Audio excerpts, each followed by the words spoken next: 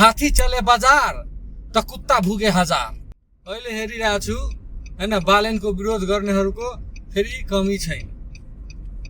जस्तै दुर्गा प्रसाई भर्खर एउटा उसमा सुनेको हैन कि नेपालमा वातावरण यिनीहरूले बनाउन सकेका छैन, विदेशबाट मान्छे आएर बिजनेस गर्ने हैन। यसको छुट्टै कुरा छ हैन, विरोध गर्ने।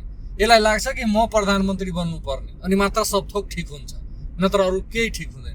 अर्को सिके राउतको छुट्टै इन्टरभ्यू आइरहेछ। 84 मा फेरि विद्रोह हुन्छ अनि त्यसपछि फेरि 3टैको चुनाव हुन्छ, स्थानीय त अनि यता सबै चुनाव हुन्छ हैन। यसको छुट्टै भविष्यवाणी छ। यो उनीहरू विरोध गर्ने बाहेक यिनीहरूलाई अरू केही आउँदैन।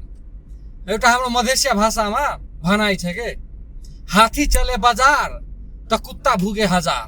यसको मतलब के हो, जब हाथी बजारमा आउँछ नि अनि त्यो कुकुरहरू नि हजारौं भुक्छ बाटोमा। त्यही कहानी अहिले भयो। बालेन चुपचाप छ, आफ्नो काम गरिरहेछ, तर यहाँ भुक्नेहरू धेरै भइसक्यो। राम्रो काममा त सपोर्ट गर्नु यार, सपोर्ट त गर्नु, राम्रो गर्न देऊ। 5 सालको लागि जिताएको छ, अहिले त मुझे 5 महिना पनि भएको छैन। कमसेकम वेट गर्नु। विरोध गरेछ होइन, तिमीहरू नै आउनुपर्छ क्या देश बनाउनलाई। अरूले देशै बनाउन सक्दैन कि क्या हो?